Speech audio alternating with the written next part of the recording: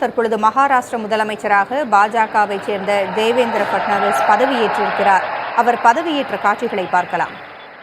यानंतर राज्याचे उपमुख्यमंत्री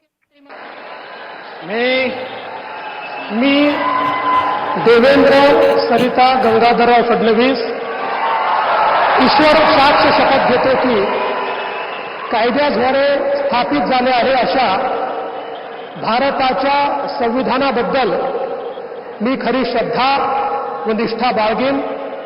मी भारताची सार्वभौमता व एकात्मता उन्नत राखीन. मी महाराष्ट्र राज्याचा मुख्यमंत्री म्हणून माझी कामे निष्ठापूर्वक व सत्सद विवेक बुद्धीने पार पाडेन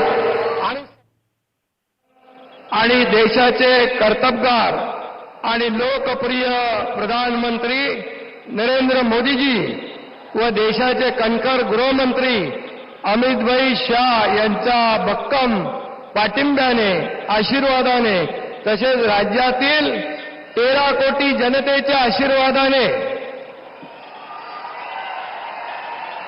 मी एकनाथ गंगूबाई संभाजी शिंदे ईश्वर साक्ष शपथ घेतो की कायद्याद्वारे स्थापित झाले आहे अशा भारताच्या संविधानाबद्दल मी खरी श्रद्धा व निष्ठा बाळगीन. मी भारताची सार्वभौमता व एकात्मता उन्नत राखीन. मी महाराष्ट्र राज्याचा उपमुख्यमंत्री म्हणून माझी कामे निष्ठापूर्वक व सत्सद विवेक बुद्धीने पार पाडीन आणि संविधान व कायदा यानुसार सर्व तऱ्हेच्या लोकांना मी निर्भयपणे व निष्पक्षपातीपणे तसेच कोणाच्याही विषयी ममत्वभाव किंवा आकस न बाळगता न्याय्य वागणूक देईन. मी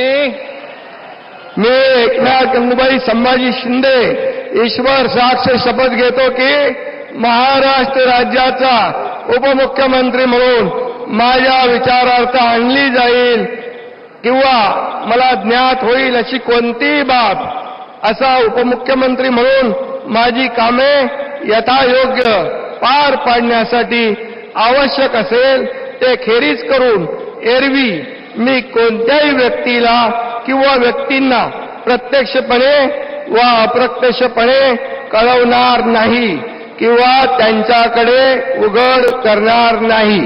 धन्यवाद.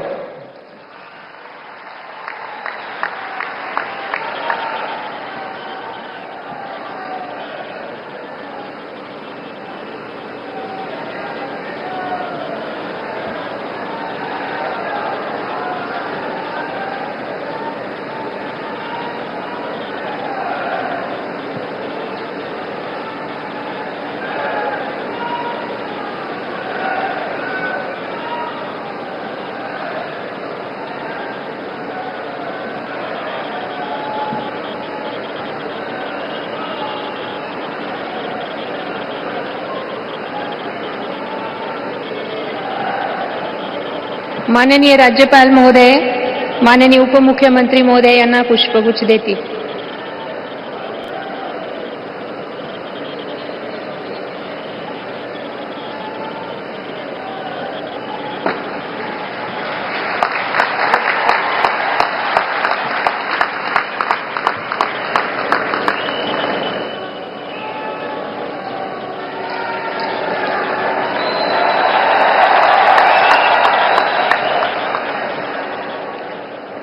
यानंतर राज्याचे उपमुख्यमंत्री म्हणून शपथ घेतील श्री अजित आशाताई अनंतराव पवार.